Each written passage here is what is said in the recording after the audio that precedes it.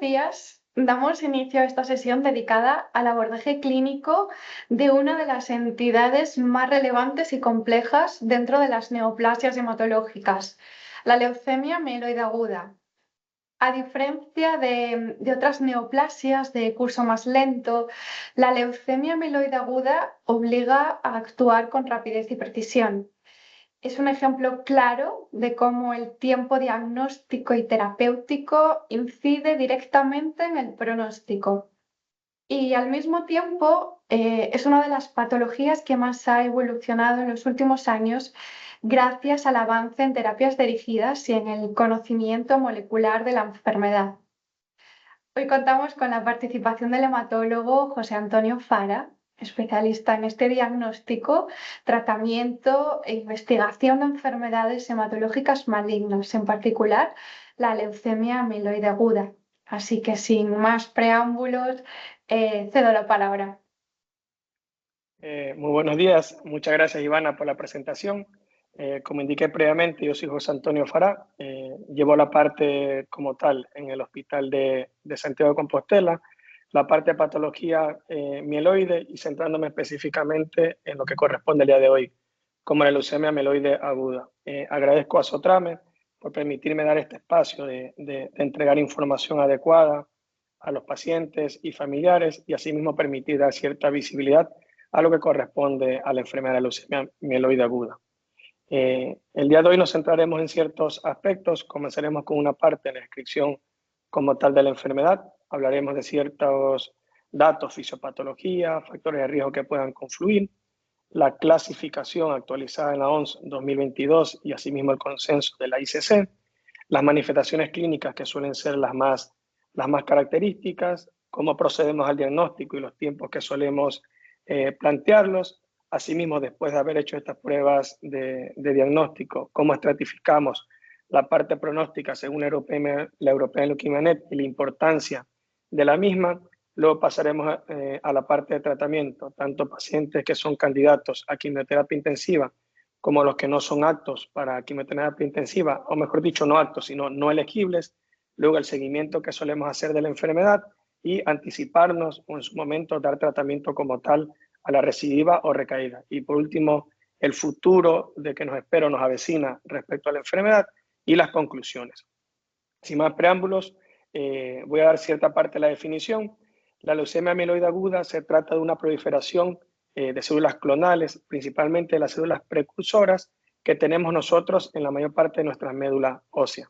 ¿Qué pasa con esta enfermedad? Esta proliferación o multiplicación clonal lo que impide es una correcta diferenciación a unas células maduras.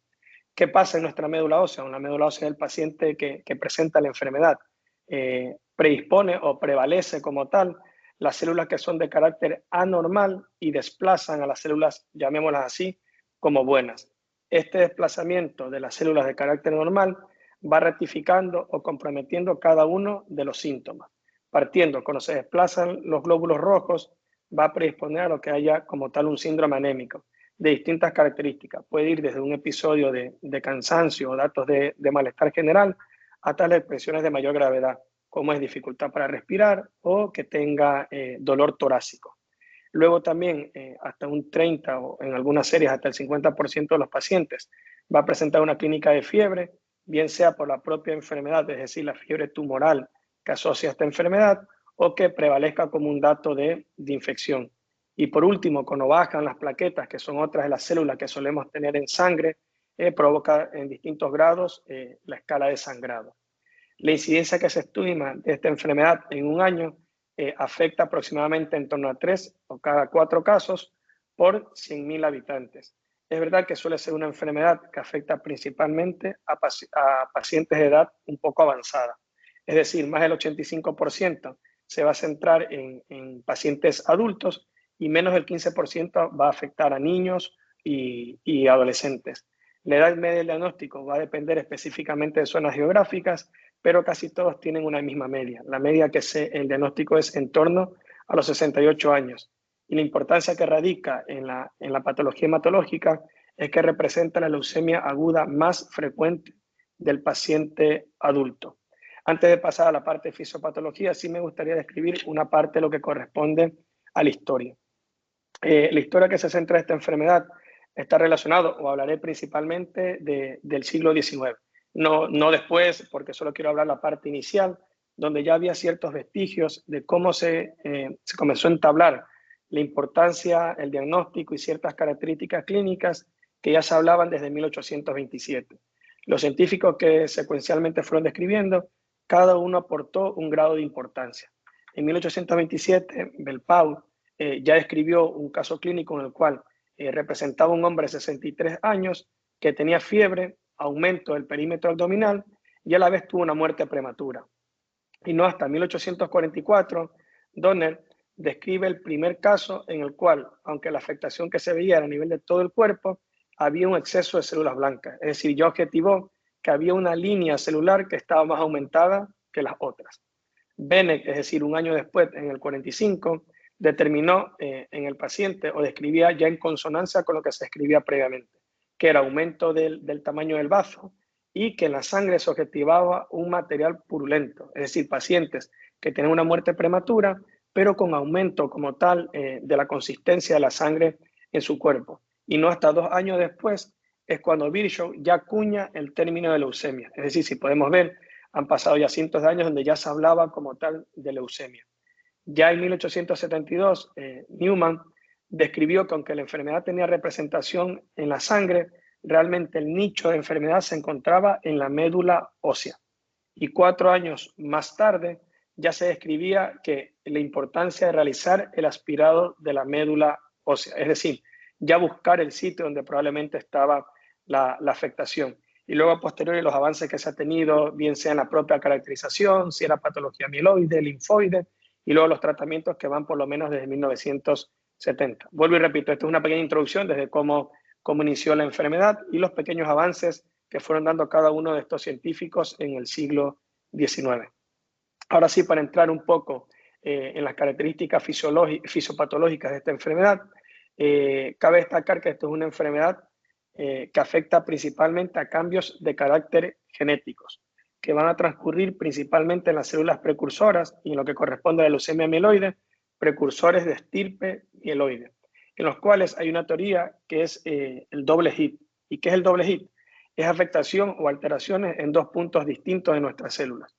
Una que le va a impedir una correcta diferenciación, es decir, una alteración que impide como tal llegar a la madurez, es decir, limita que la célula no sea capaz de llegar a estadios más maduros, dejándolos en estadios inmaduros. Y la otra característica es que le confiere un carácter competitivo, clonal y de rápida multiplicación, lo cual resulta en una acumulación de esta célula inmadura, conocida como célula blástica, y se acumula en la médula ósea. Y lo que escribí previamente es por eso que predispone a que se vaya acumulando en la médula ósea y le quite espacio a las células de carácter normal. Esa es la teoría del doble hit. Luego hay una teoría del triple hit que también suma otro tipo de alteraciones. Cabe destacar que en la mayor parte de las leucemias va a haber algún tipo de alteración genética. Dentro de las más comunes están las alteraciones nucleofosmina, FLT3, RUNX1, RUNXT1 y la PML-RAR-alfa o la translocación 15-17, que es una enfermedad en particular. Es lo que se corresponde a la leucemia promielocítica aguda, que tiene un régimen de tratamiento distinto, representa más o menos del 10 al 15% según las series de la leucemia mieloide aguda, pero como acabo de destacar que ese suele ser un protocolo distinto que habitualmente se podría abordar en otra caracterización, en otra charla. Dentro de los factores de riesgo que le confieren para que un paciente pueda tener como tal una leucemia mieloide aguda, sería en primer lugar partir ya una enfermedad hematológica previa, principalmente de estirpe mieloide, bien sea un síndrome mielodisplásico o una neoplasia mieloproliferativa crónica. Enfermedades con rotura cromosómica, como es la anemia de Fanconi, que el paciente previamente se haya expuesto a radiación, que en el momento actual cada vez eso suele ser menos. En la antigüedad sucedía con frecuencia o habían fenómenos que se escapaban de las manos del ser humano, productos químicos como exposición al benceno y a disolventes, y que el paciente se haya expuesto a tratamientos quimioterápicos previos, bien sean propios de características hematológicas o enfermedades hematológicas o por cualquier otra enfermedad tumoral. Eso es continuando la presentación, hablar acerca de la clasificación. En la actualidad tenemos dos clasificaciones, aunque en la mayor parte de ellos nos regimos sobre la OMS. Las dos fueron actualizadas en el 2022. Esta es la quinta edición de la clasificación de la OMS, donde principalmente describe dos tipos de clasificaciones. Unas que se las va a definir por las alteraciones genéticas, es decir, cuando ya el hematólogo le ha dado el nombre y el apellido a la enfermedad. Si no somos capaces de definir mediante características genéticas, pasamos a definirla mediante características de diferenciación. Por alteraciones genéticas, realmente no hay un número adecuado para poder definir si son o no el número adecuado para definir desde cuántas células inmaduras ya tengo una leucemia mieloide aguda. Es decir, la OMS lo que describe es que se debe hacer un diagnóstico integrado y tener pruebas de PCR, NGS de forma instantánea para poder darle un orden ya de diagnóstico. Entonces, la mayor parte de ellas no requieren un número adecuado, pero sí más del 20% de células inmaduras en el contexto de la leucemia que se relaciona a mielodisplasia o la que tenga otras alteraciones genéticas definitorias. Y en el resto, en el BCR-ABL y en el CEPA mutation, sí requiere por lo menos más del 20%. Si no somos capaces de definir a nivel de características genéticas, la vamos a definir a nivel de diferenciación. Eso hace un poco de diferencia con la ICC, aunque ya después he hecho una tabla en la cual vamos a hablar de ciertas características de que diferencia una clasificación de la otra. La clasificación de la ICC la suele hacer de forma jerárquica, es decir, establece 4 ítems y si no se va cumpliendo cada uno, le va dando un checklist. Por ejemplo, la alteración a nivel de alteraciones genéticas recurrentes, ¿presenta o no las presenta el paciente? Si no las presenta el paciente, pasamos al siguiente punto, que es la mutación en P53. No la presenta el paciente, pasamos al siguiente punto o al siguiente apartado, que son genes relacionados con la mielodisplasia. Destaca SLX1, SF3B1 y RUNX1. Si no cumple ninguno de estos 3 escalones, pasamos al siguiente puesto jerárquico, que sería determinar si tiene alguna alteración citogenética. Esto se define, aunque ya después lo hablaré, por pruebas moleculares realmente. Uno es a través de la PCR o la NGS y el otro es a través de la citogenética y de FISH. Si no está delimitada por ninguna de estos 4 apartados, pasará a ser una leucemia mieloide aguda no especificada. Es verdad que ya una de las diferencias que radica, aunque posterior lo hablaré, primero el dintel de células inmaduras. Para la OMS no hay un claro dintel salvo las mielodisplásicas o relacionado con genes de mielodisplasia o en los grados de diferenciación, mientras que en la ICC se requiere por lo menos un 10% de células inmaduras. Es decir, con el estudio de la médula ósea que hacemos o con el estudio de la sangre periférica, requiero un número para poderla clasificar. Para este número, la ICC sí hace un apartado distinto. Tiene un apartado que correlaciona el síndrome mielodisplásico / leucemia mieloide aguda y establece los dinteles de células indiferenciadas, que las establece entre el 10 y el 19%. Y si es más del 20%, ya es una leucemia mieloide aguda. Luego, otra diferencia es que le da como tal el peso de importancia al P53, que es un gen que se relaciona principalmente en la transcripción de ciertas proteínas y que está relacionado y tiene mucha implicación en la mayor parte de patología a nivel hematológica. Y luego también que le da cierto cualificativo al haberse expuesto previamente a la terapia, a la relacionada con la terapia previa, o al haber tenido un síndrome mielodisplásico o una neoplasia mieloproliferativa, o si tenemos alguna predisposición en las líneas germinales. Esto quiere decir que células en las cuales ya nacemos con ellas puedan tener cierta predisposición que a lo largo del tiempo pasa a ser como tal una leucemia mieloide aguda. Y para establecer ciertas diferencias, he puesto esta diapositiva en la cual podemos ver cómo una se ciñe más del carácter jerárquico y otra suele ser un poco más establecida. Por ejemplo, en la WHO partimos, ¿tiene o no tiene alteraciones, anormalidades citogenéticas o moleculares? Sí, si las llega a tener, necesitamos un 20% de células blásticas para poder determinar si viene por anormalidades moleculares, si tiene anormalidades citogenéticas o si partía ya de un síndrome mielodisplásico que se haya relacionado con el antecedente de mielodisplasia.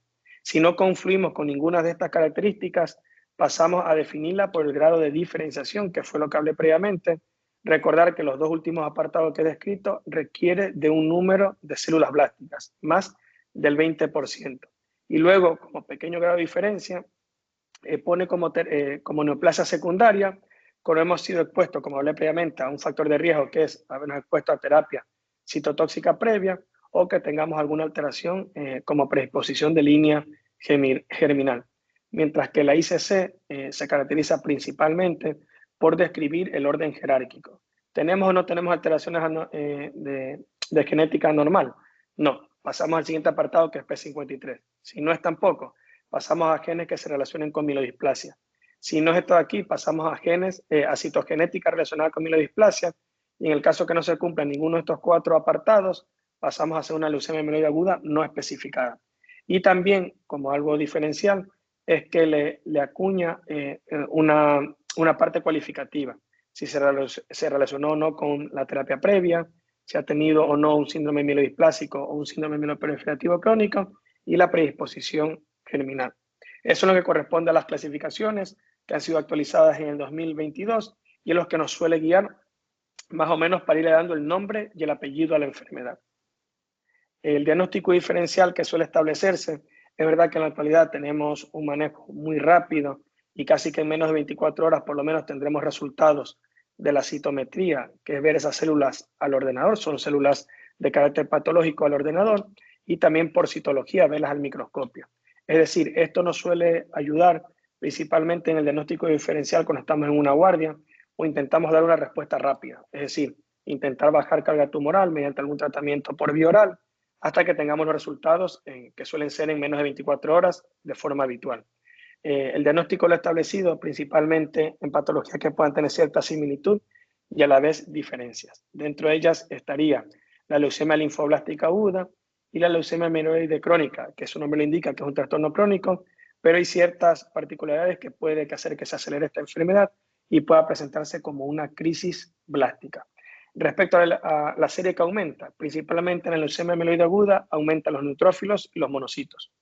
En la linfoblástica, su nombre mismo lo indica, suelen aumentar los linfocitos y en la leucemia mieloide crónica habitualmente aumentan la mayor cantidad de células blancas, es decir, aumentan los neutrófilos, los monocitos, los basófilos. Esto es la orientación que damos a través de un hemograma. ¿Quiénes de ellas comparten el aumento del bazo? Habitualmente la leucemia linfoblástica aguda y la leucemia mieloide crónica cuando está en crisis blástica. No suele ser común que la leucemia mieloide aguda presente aumento del tamaño del bazo. Menos del 20% de la leucemia mieloide aguda va a presentar este tipo de alteración. Las alteraciones en la coagulación, quienes tienen mayor predisposición suelen ser las leucemias mieloide agudas, particularmente la leucemia promielocítica aguda, y la linfoblástica puede presentarla, mientras que la leucemia mieloide crónica no suele presentar alteraciones de la coagulación. El aumento del perímetro o del tamaño de las encías suele ser muy característico de la leucemia mieloide aguda. La infiltración del sistema nervioso central, es decir, tener clínica a nivel neurológica, rara vez se presenta en la leucemia mieloide aguda, sí suele ser característico de la linfoblástica, y en la mieloide crónica rara vez, como lo indiqué. El frotis de sangre periférica ya nos orienta, es decir, ya tenemos ciertas características que con solo tener una primera aproximación ya podemos ir orientando el estirpe, pero vuelvo y repito, realmente el diagnóstico lo va a dar a la citología por una parte, que lo tendremos en menos de 24 horas, porque es de manejo rápido. En el frotis de sangre periférica, en la leucemia mieloide aguda, veremos, aunque posteriormente enseñaré una de estas células, son células que habitualmente se le denomina CAP-like, que es como una impregnación de una huella digital, y también el signo del hachazo, que es como un corte en las células inmaduras. En la linfoblástica suelen confluir entre ellas las células de carácter patológico, se agrupan y provocan pequeños nichos, mientras que la mieloide crónica suele provocar reacciones leucoritroblásticas, es decir, células de carácter inmaduro de los glóbulos rojos, células en forma de lágrimas, basofilas, es decir, las otras a nivel de las células blancas también se aumentan y rara vez debutan con un aumento muy exagerado de los glóbulos, de las células inmaduras. Pero suelen debutar casi siempre con menos del 40% de blastos.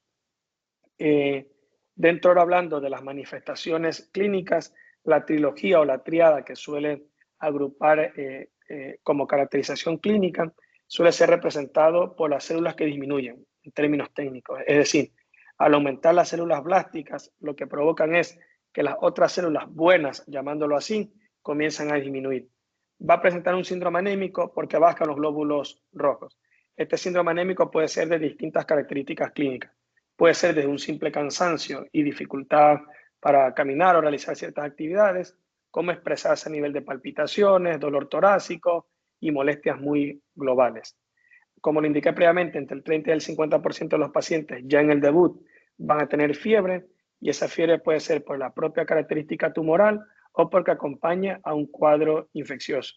Y esto sucede porque las células de carácter inmadura le quitan el espacio a las células, llamémoslas así, buenas, que nos permiten dar inmunidad contra procesos infecciosos.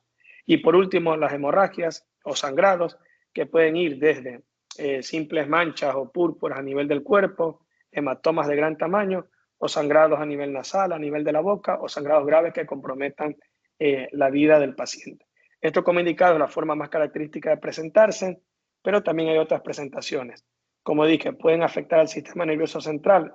Menos del 1 o el 2% de la leucemia mieloide aguda puede afectar o puede tener síntomas iniciales como son visión doble, alteraciones de sensibilidad en alguna parte de nuestro cuerpo. Otras presentaciones que son en formas de sarcomas, que son tumores que se pueden expresar fuera de la médula ósea, es decir, que la enfermedad ya sea global, que no solo afecta a la médula ósea, sino se presenta como tumoraciones en otros órganos. Puede infiltrar la parte de la piel, que se denomina como cloromas, en el cual característicamente vamos a tener una lesión violácea que presenta inicialmente al inicio como tal de la enfermedad. Leucostasis pulmonar, porque hay ciertas células que son de carácter, recordad que estas son células de carácter maligno, clonales, que tienen mucha capacidad para multiplicarse y pueden invadir el pulmón. Y es por eso que solemos pedir una radiografía en el diagnóstico inicial. Pueden infiltrar la parte gingival, es decir, encías que están aumentadas de tamaño, como lo indiqué en el diagnóstico diferencial. En menor proporción pueden aumentar como tal el tamaño del bazo y del hígado.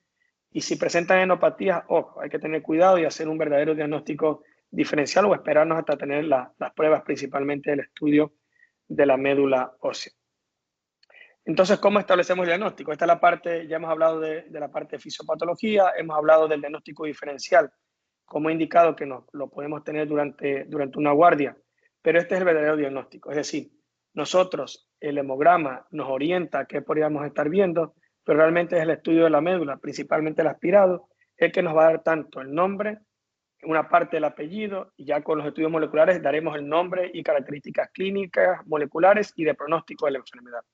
Primero, ¿cómo se alerta o cómo un hematólogo llega a ver un paciente que presente características de que pueda tener una leucemia mieloide aguda? Primero, el hemograma es una alerta principal. Un paciente que acude bien sea a urgencias o a su médico de familia o a cualquier otro especialista porque ha tenido una fiebre persistente, se siente más cansado de lo habitual o ha tenido fenómenos hemorrágicos de cierta índole. Y en el hemograma que nosotros extraemos ya tenemos una alerta, es decir, el especialista que lo ha estado viendo o el médico en urgencia nos llama y le dice a un hematólogo, mira, hay un paciente que ha venido porque tiene palpitaciones, porque se siente cansado, y en el hemograma hemos visto que una de las células está muy alta, bien sea los leucocitos, neutrófilos, monocitos, y una de las otras células, bien sean las plaquetas o la hemoglobina, ha bajado. Entonces, el hematólogo en ese momento lo que hace es que pide que se amplíe un frotis y lo verificamos en un microscopio. Es decir, esto es durante una guardia o a lo largo de la mañana. Vemos al microscopio y ya objetivamos las células blásticas, es decir, estas células que son de carácter inmaduro y que le van a conferir el carácter de enfermedad a la leucemia mieloide aguda. Si es durante la mañana, realizamos lo que es el aspirado de la médula ósea, que se puede hacer bien sea en esternón o en las crestas ilíacas pósteros superiores. Este aspirado ya nos va a permitir tener una primera aproximación. Y haciendo un apartado, el aspirado suele ser un estudio que lo hacemos, es un poco molestoso, no tiene por qué doler, suele tardar entre 20 a 25 minutos y utilizamos un anestésico local. Para una leucemia mieloide aguda, habitualmente se requiere un aspirado. Salvo que el aspirado sea seco o no podamos haberlo extraído de una forma adecuada, es cuando realizaremos una biopsia. Por eso he puesto como una barra. No suele ser característico realizar una biopsia. Más que todo siempre el aspirado. Nosotros dentro de las primeras 24 horas o en las primeras horas de haber hecho ya como tal el estudio del aspirado, ya tendremos una primera caracterización. Es decir, yo ya voy a poder determinar el perfil de la enfermedad, es decir, mieloide, linfoide o bifenotípica, es decir, que agrupe las dos enfermedades en su conjunto. ¿Y esto cómo lo logro? A través de la citometría y a través de la citología. Luego, a partir de 3 o 4 días, o incluso menos, 2 días, en el mismo estudio que yo hago el aspirado a la médula, envío muestras para estudios moleculares. Se sacan en torno a 2, 3 o a veces hasta 4 tubos, que suelen ser con muestras de 3 o 4 centímetros cúbicos, y ya sobre el mismo acto se envían a estudiar.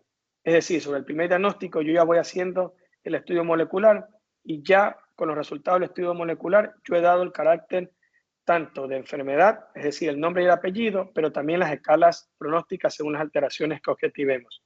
Y en los momentos, en el estudio dinámico, ya vamos pidiendo pruebas adicionales, es decir, serología, si ha tenido exposición al virus hepatitis B, virus hepatitis C, prueba de imagen, una radiografía de tórax, y si sospechamos que estuviera infectado o que tuviera leucostasis pulmonar, ampliamos a un TAC torácico, prueba de imagen a nivel craneal, si sospechamos de que el paciente tiene una infiltración a nivel del sistema nervioso central, y una punción lumbar en consonancia con lo que he descrito previamente.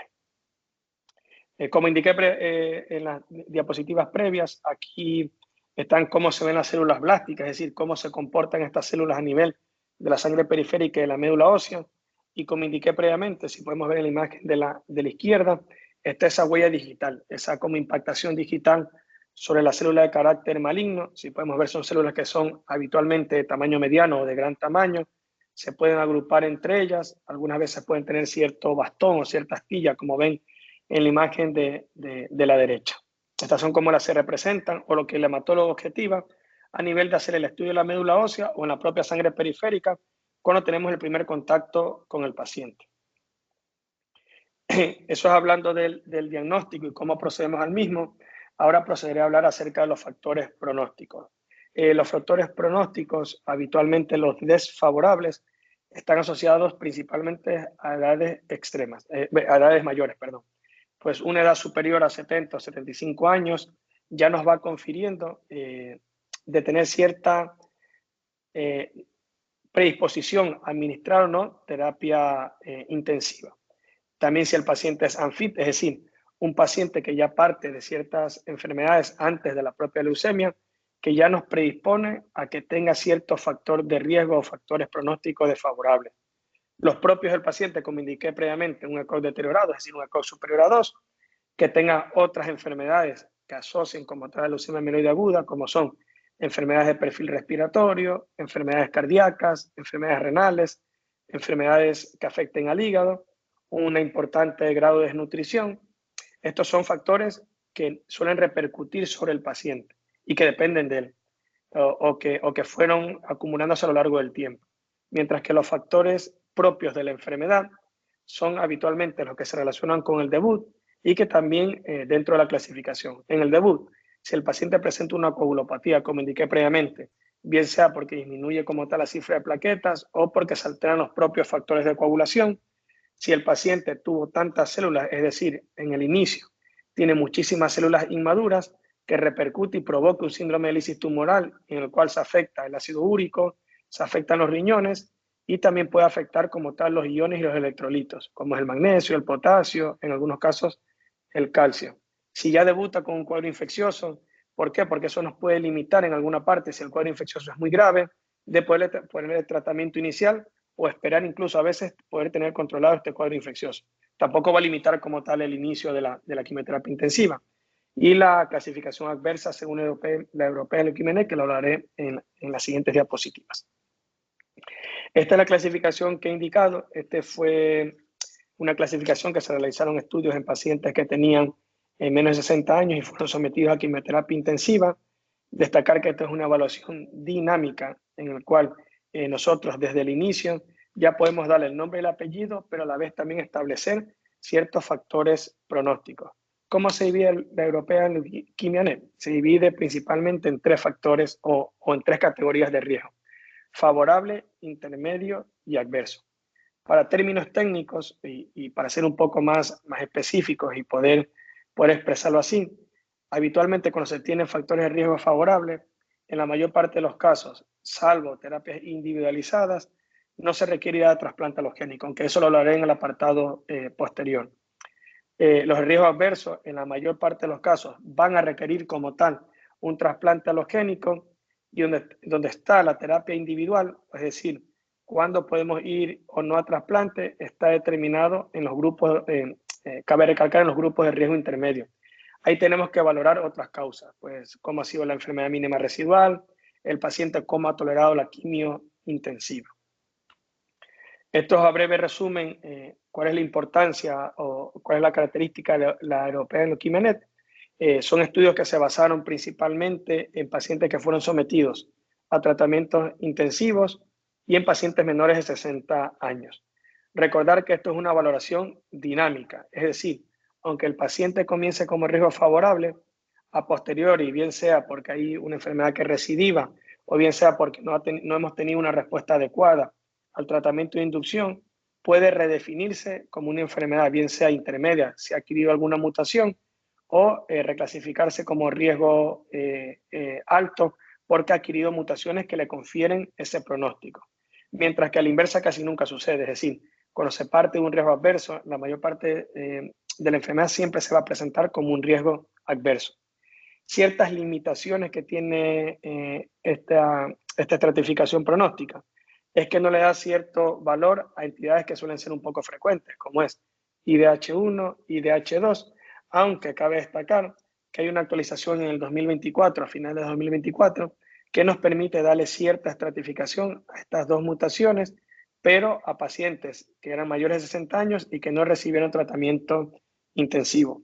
Y como indiqué previamente, creo que la herramienta donde nos aportaría hilar muy fino sobre qué pacientes se van a beneficiar del tratamiento de la consolidación con el trasplante alogénico, creo que es la decisión individualizada en el riesgo intermedio, donde participan principalmente las alteraciones en nucleofosmina y la conmutación en FLT3.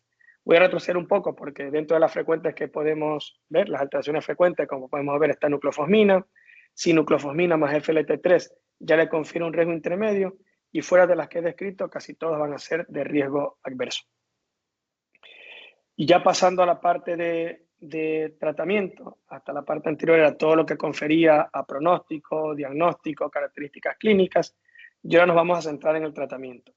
El tratamiento lo vamos a definir en pacientes que van a requerir o van a ser sometidos a quimioterapia intensiva y los pacientes que no son candidatos o no son elegibles para quimioterapia intensiva. Si se dan cuenta, lo he puesto por separado. La edad por sí solo no se establece como, es decir, solo por la edad del paciente, yo no puedo definir si un paciente va o no va a quimioterapia intensiva. Creo que deben de existir otras herramientas que deben de confluir y, como se indica en la leucemia mieloide aguda, debe ser un manejo integrado, no solo definirlo por la edad del paciente. Eso sí, los pacientes que son sometidos a quimioterapia inducción con intenciones de respuesta o llegar a la remisión, pasaremos a la consolidación. En ciertos pacientes van a requerir el trasplante alogénico para consolidar, es decir, para intentar tener mejor respuesta después de la consolidación.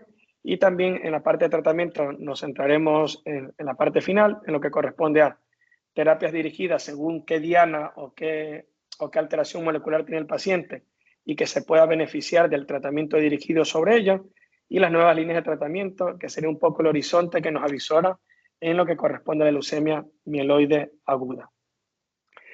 Para un tratamiento de inducción, recordar lo que he indicado previamente. Es verdad que la edad puede ser un limitante, mas no es algo que tengamos que hacer a rajatabla, pero sí podría ser un limitante porque habitualmente con el aumento de la edad también aumentan otras enfermedades. Entonces, no es un limitante como tal, pero sí algo orientativo.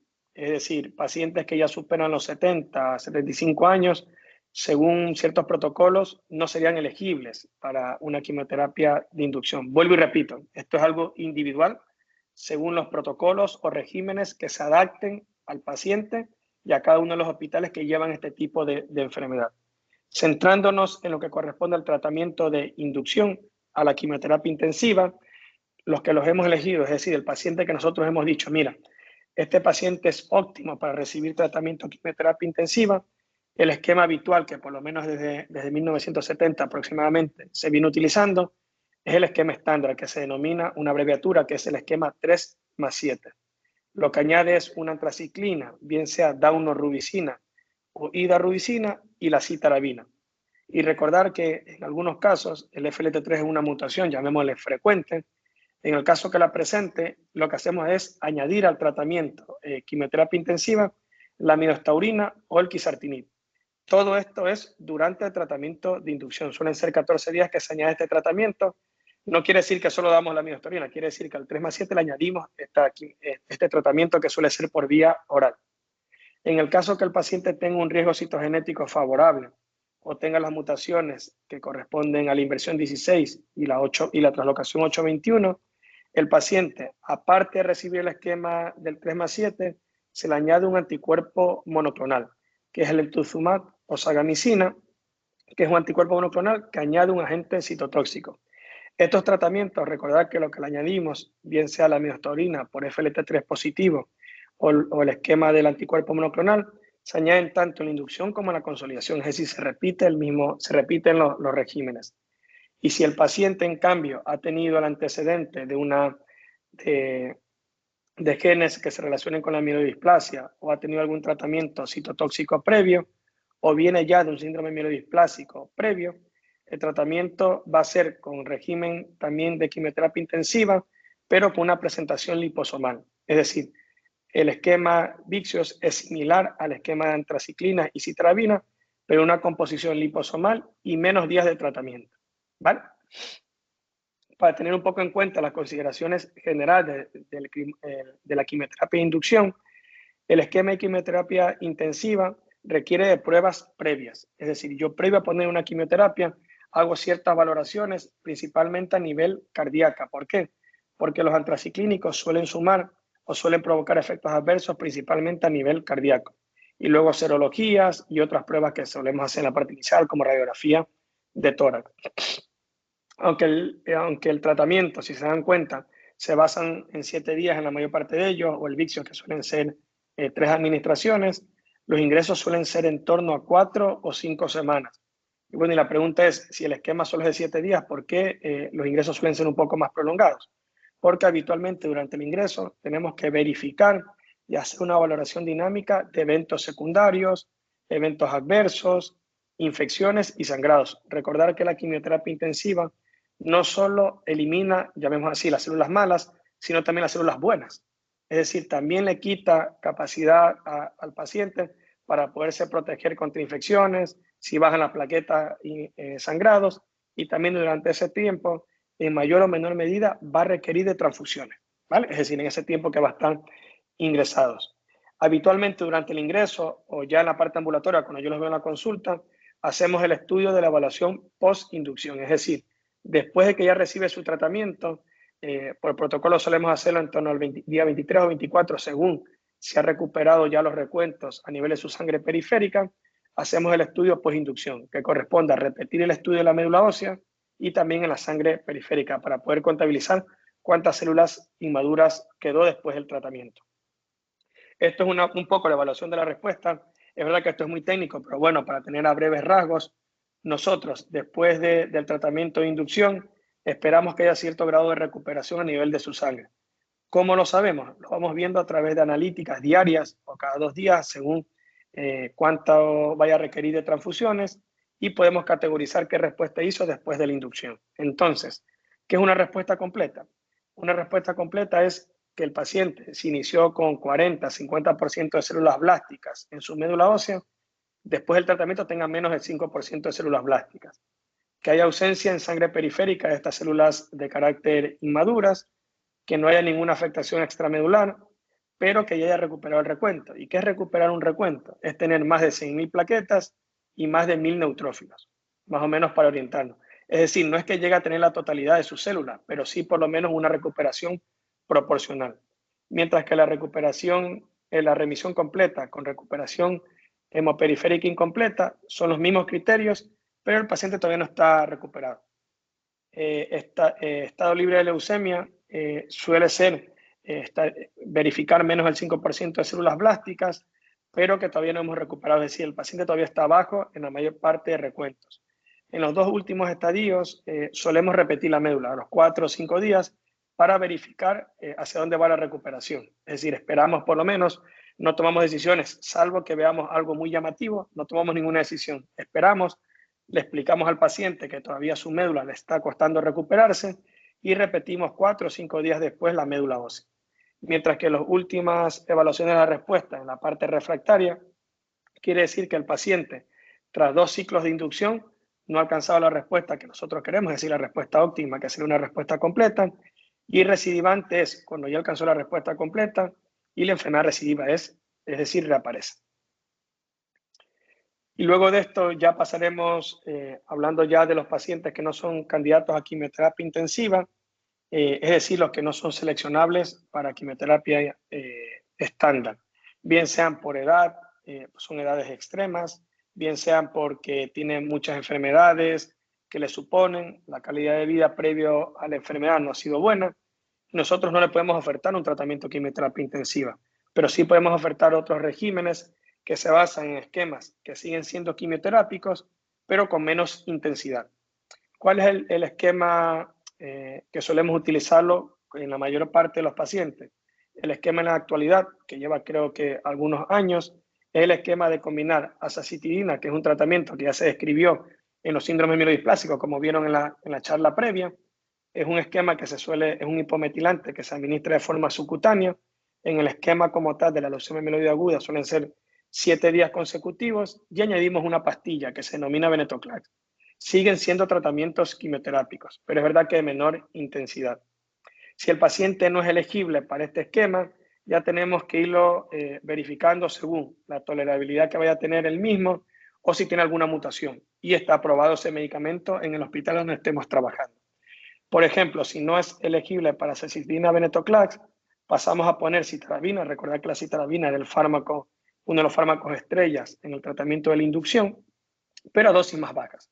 Es decir, dosis que intentan no comprometer tanto la inmunidad, no tanta anemia, ni tanta bajada de los glóbulos blancos. Y añadimos venetoclax, que sigue siendo una pastilla por vía oral. Como indico en la diapositiva, es una alternativa. Es menos usado, habitualmente solemos utilizar más azacitidina venetoclax. En el caso que el paciente tenga alguna mutación, como por ejemplo IDH1, puede recibir el mismo hipometilante que es azacitidina, ivosidenib, y solemos dar a veces ivosidenib en monoterapia cuando el paciente tiene mucha comorbilidad, es decir, tiene pocos fuelles para poder tener tratamientos muy estándar y pasamos a darle monoterapia ivosidenib. Y luego, si no es candidato a ninguno de los protocolos que he descrito previamente, intentamos administrar una terapia de soporte. ¿Vale? ¿Qué es una terapia de soporte? Intentar dar tratamiento con quimioterapia muy bajo por vía oral, como el hidroxicarbamida, el etopósido, y el paciente ingresarlo o someterlo a régimen de transfusiones periódicas. Es decir, vamos viendo semana a semana o cada 4 o 5 días cuánto va requiriendo y le expresamos al paciente que va a requerir el día de hoy 2 concentrados de hematía, lo citamos en 4 días y volvemos a hacerlo de forma periódica. Este es el tratamiento en pacientes no candidatos a quimioterapia intensiva. Luego, a posteriori, hablaré, en el caso que falle alguno de ellos, cuáles son las terapias de rescate que solemos implementar. En la siguiente diapositiva hablaré de la terapia de consolidación en los pacientes que fueron sometidos a la inducción con idea de una respuesta completa.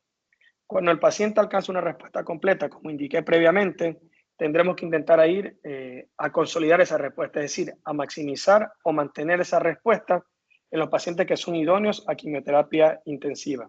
¿Cuál es el esquema estándar para poder consolidar? Habitualmente la citarabina. Recordad que la citarabina formaba parte del esquema inicial de la inducción, solo que suelen ser aquí dosis distintas y en días distintos, ¿vale?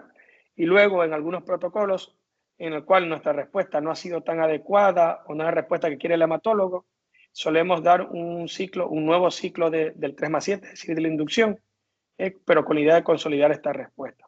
Recordar que si se tiene alguna mutación específica, como es el FLT3 o forma parte del riesgo citogenético favorable, al tratamiento de consolidación le añadimos bien sea pastillas o tratamiento por vía venosa. Si es FLT3, añadimos midostaurin, igual que el tratamiento que se administraba en inducción. Y si es de riesgo citogenético favorable, administraremos el anticuerpo monoclonal con el agente citotóxico. Mientras que si fue elegido, bien sea porque tuvo una enfermedad relacionada con mielodisplasia o estuvo relacionada con terapia citotóxica, el paciente va a recibir el mismo esquema de Vyxeos. Recuerda que el Vyxeos es lo mismo, es un esquema quimioterápico intensivo, pero con una proporción distinta del quimioterapia intensivo, una composición liposomal.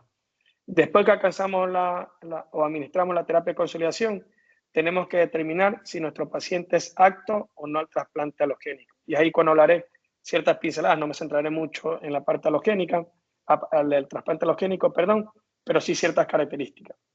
Primero, recordar que la leucemia mieloide aguda es la indicación más frecuente del alotrasplante de progenitores hematopoyéticos y por eso radica en la valoración dinámica. ¿Por qué?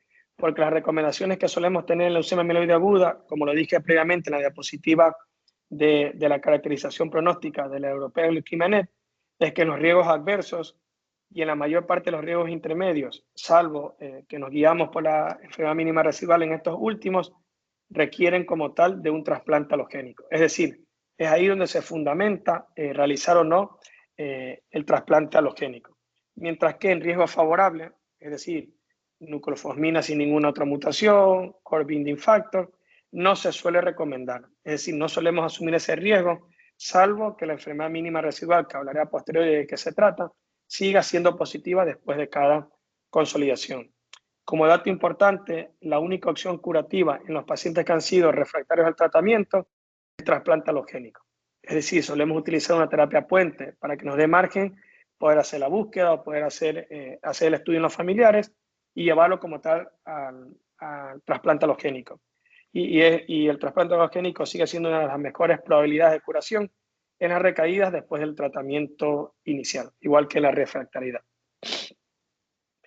Luego pasaremos a hablar acerca de las terapias dirigidas y las nuevas estrategias, es decir, qué nos avisora o qué tenemos en la actualidad que le podemos ofrecer al paciente. Recordar que no todas forman parte de solo quimioterapia intensiva o no solo son para pacientes elegibles a tratamiento intensivo. También hay opciones para los pacientes que no van a ser sometidos a quimioterapia intensiva. Por ejemplo, Iltretinib, que actúa sobre una vía del FLT3, se usa habitualmente en pacientes de rescate, en los no candidatos, pero también en los candidatos cuando queremos hacer un puente, es decir, establecer un periodo de margen hasta poder llegar como tal al trasplante alogénico. El Quizartinib, que la misma diana sobre el FLT3, y lo solemos utilizar, es un fármaco, llamémoslo nuevo respecto a las indicaciones que tiene en la actualidad, que se suele utilizar en la leucemia mieloide aguda de nuevo, es decir, la de reciente diagnóstico, tanto en la inducción, como describí previamente, en la consolidación y en el mantenimiento si es sometido a un trasplante alogénico. El ivosidenib, que actúa sobre la vía IDH1, recordar que se suele utilizar, tiene dos consideraciones de su uso. Uno, en la leucemia refractaria o recidivante, pero también una aprobación que lleva algunos años, que es en el paciente de reciente diagnóstico, en el que no es sometido, recordar, en el no candidato a quimioterapia intensiva. El enacidenib va sobre una diana casi parecida, pero es el IDH2 y lo solemos utilizar en los pacientes que son una leucemia mieloide aguda que ha sido refractaria al tratamiento y no es elegible para quimioterapia intensiva. Fármacos que son un poco nuevos, llamándolo así, o prometedores, el Glasdejib, que va sobre la ruta del Hedgehog y que actúa o se utiliza principalmente en las leucemias de novo, que no son seleccionadas para quimioterapia intensiva, y citarabina a dosis baja. Es decir, no va en monoterapia, sino tenemos que añadirle la citarabina a dosis bajas. Uno reciente, que es la acecitidina oral, realmente no es una diana, más bien un mecanismo de acción. Hipometila, recordar que la acecitidina ya lo utilizamos nosotros a nivel subcutáneo para el tratamiento de los pacientes que no son elegibles o como terapia puente en la refractariedad, pero en este contexto se utiliza en los pacientes que han tenido una leucemia mieloide aguda y que han alcanzado una respuesta completa después de la quimioterapia de inducción y que luego, después de la quimioterapia de inducción, por ciertos eventos adversos o por ciertas alteraciones, ya no son elegibles para ir a un trasplante alogénico. Entonces lo que hacemos es dar consolidación con este tratamiento que es por vía oral. Y luego, como el futuro que se avisora, aunque es verdad que ya hay ciertos fármacos que están aprobados, los inhibidores de menina, como el Revumenib, que se utiliza en la leucemia mieloide aguda refractaria y que tenga un reordenamiento en KMT2A o que tenga alteraciones en nucleofosmina. Y es por eso la importancia que les indico a los pacientes y la importancia que tiene el hematólogo es hacer una evaluación individualizada y a la vez dinámica. Es decir, con cada paciente, en el caso que tenga alguna recaída o al diagnóstico, siempre enviar muestras de PCR o NGS para hacer un estudio individualizado. Y luego, después de haber hablado de las terapias un poco individuales o ciertas dianas, daré ciertas pinceladas acerca de la enfermedad mínima residual. Es verdad que esto es como un tipo de biomarcador que se está expandiendo mucho, incluso en algunos casos a veces para ayudarnos a la toma de decisiones. Entonces, para destacar, es un biomarcador que se utiliza, como su nombre lo indica, con la finalidad de orientar. Es decir, nos permite orientar las características, bien sean pronósticas, predictivas, e incluso monitorizar después de cada ciclo, bien sea de inducción o consolidación, qué tipo de respuesta ha hecho el paciente. Su uso ha sido extendido principalmente a pacientes que son sometidos a quimioterapia intensiva, pero cada vez vamos aproximándolo a pacientes que reciben regímenes no intensivos. Es decir, cada vez se está valorando la utilidad en pacientes que no reciben quimioterapia intensiva. Su utilidad o su evaluación se hace, bien sea por citometría de flujo, que es un inmunofenotipo, y lo que hacemos es ver estas células inmaduras a través de un ordenador y determinar cuánto residual ha quedado después de la quimioterapia, y la PCR cuantitativa, que esa tiene ciertas particularidades que van regidas sobre la mutación que se ha visto inicialmente. Este seguimiento solemos hacerlo habitualmente en médula ósea y en sangre periférica. La PCR suele tener un poco más de especificidad en la sangre periférica, pero los hacemos combinados. Y recordar que cuando confluyen los dos estudios, que lo hacemos en la mayor parte de los pacientes, en cada fase que va completando, los unimos los dos y son útiles en la mayor parte de los casos del seguimiento. Es decir, el seguimiento se hace en íntegro, tanto por citometría como por PCR. Y PCR, cabe destacar que sí se puede seguir por PCR. No todas las leucemias se pueden seguir por PCR. En la siguiente diapositiva hablaré cuáles suelen destacar desde este punto. Recordar que la mínima residual nos permite dar una estimación, pero hay que tener en cuenta que no siempre la enfermedad puede estar erradicada del todo, ¿vale? Y es por eso, es ahí donde se está enfocando la utilidad de guiar el diagnóstico y tratamiento con la mínima residual, ¿vale? Yo creo que eso es uno de los futuros, que lo hablaré a posteriori, de dónde está orientado la utilidad de la mínima residual. Y aquí hablando, como indiqué previamente, ciertas diferencias. ¿Qué diferencias solemos tener entre la mínima residual? Sigue siendo la mínima residual, pero tenemos varios mecanismos por el cual objetivarla. También por la NGS, pues no lo he puesto porque creo que no incluirla aquí sería un poco mejor para no discrepar con tantos estudios. Entonces, la citometría de flujo, ya de entrada, recordar que les indiqué que es una prueba que solemos tenerla las primeras horas desde el diagnóstico y ya nos permite determinar parte del linaje. Es decir, la enfermedad es mieloide o linfoide. Ya partimos de ahí, se hace un inmunofenotipo, y de ahí se va haciendo el seguimiento con cada estudio en cada fase que hacemos de la valoración del paciente. La PCR nos permite, mientras tanto, la clasificación del riesgo pronóstico. Recordar que la European Leukemia Net requiere de PCR o NGS para darle nombre y apellido a la enfermedad. La sensibilidad suele ser un poco más sensible a la citometría de flujo. El tiempo de respuesta claramente es más corto en la citometría de flujo, pero esto no es que sea una desventaja de la PCR. Realmente son los tiempos que le estimamos porque ya en el primer estudio de médula ósea, mientras el paciente estamos esperando que vayan saliendo los resultados, bien sea recibió algún tratamiento para intentar bajar carga tumoral y nos da el margen suficiente para esperar ya los resultados. Es decir, yo no lo veo como una desventaja, realmente es parte del procedimiento, esperar esos resultados. ¿Qué aplicabilidad tiene la citometría de flujo? Hasta el 90% o hasta un poco más. Casi todos los pacientes se pueden seguir por citometría de flujo, mientras que la PCR se sigue aproximadamente a solo un 50% de las leucemias mieloide agudas, y cabe destacar que tiene mucha representabilidad, es decir, tiene mucho peso el seguimiento, principalmente en las alteraciones nucleofosmina y las core binding factor, y menos peso, pero también importancia en KMT2A y BCR-ABL. Esto es en cuanto a la diferencia que existe en cada uno. Vuelvo y repito, la importancia radica en saberlas integrar. No es que una es mejor que otra ni otra es peor que otra, es saberlo integrar. Porque habitualmente el hematólogo, en la mayor parte de seguimientos, unimos las dos en conjunto y hacemos el seguimiento íntegro. Y luego ya hablando y pasando desde el seguimiento a la PCR y la importancia, pasaremos a qué opciones tenemos nosotros en la recaída. Para el tratamiento de la recaída solemos hacer el mismo criterio. ¿El paciente es candidato o no es idóneo para recibir quimioterapia intensiva? Y según esa respuesta, nosotros vamos a plantearle de forma específica, de forma clara, explicándole al paciente por qué seleccionamos una terapia, por qué no seleccionamos la otra. Entonces, la primera pregunta que nos hacemos, que es como le indiqué, ¿el paciente es candidato a quimioterapia intensiva? Si lo es, tenemos los regímenes que más solemos utilizar, que es el Flagida, aunque en la actualidad es verdad que se está utilizando mucho la azacitidina-venetoclax. Recordar que ese era un régimen que salió principalmente para pacientes que no eran idóneos a quimioterapia intensiva. Recordar que esta opción de tratamiento de la recaída la solemos hacer como una terapia puente, es decir, es un tratamiento finito, porque luego de eso tenemos que intentar llevar, si el paciente es óptimo, a un trasplante alogénico.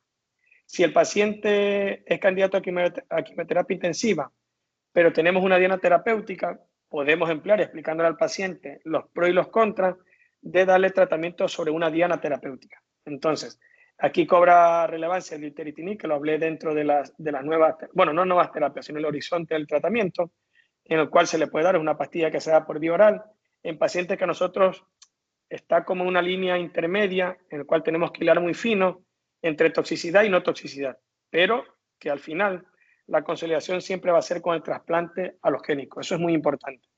Y luego también explicar al paciente, valorar ciertos ensayos clínicos que nos den el margen suficiente para poder llegar al tratamiento realmente con mejores respuestas, que es el trasplante alogénico. Yo creo que esa es la síntesis, es decir, quimioterapia intensiva, sí, en el caso que el paciente lo pueda tolerar, intentamos hacer una terapia de rescate o puente para intentar llevarlo al trasplante alogénico.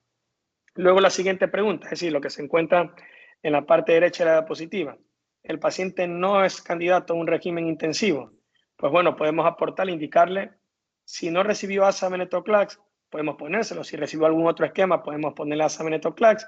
Y luego también ya hay otros esquemas que realmente son de baja intensidad y lo que intentan es controlar un poco que no se desproporcione la enfermedad a corto plazo. ¿Cuáles son estos? Citarabina a dosis bajas, podemos ver que la citarabina está parte de la inducción, consolidación, regímenes de rescates, otras medidas de soporte como dar hidrea por vía oral, etopósido o protocolo de transfusiones. Y también ofertarle al paciente o indicarle que tenemos ensayos clínicos para este tipo de condiciones, siempre dando una información clara y concisa, explicándole los pros y los contras y la utilidad de cada uno de ellos.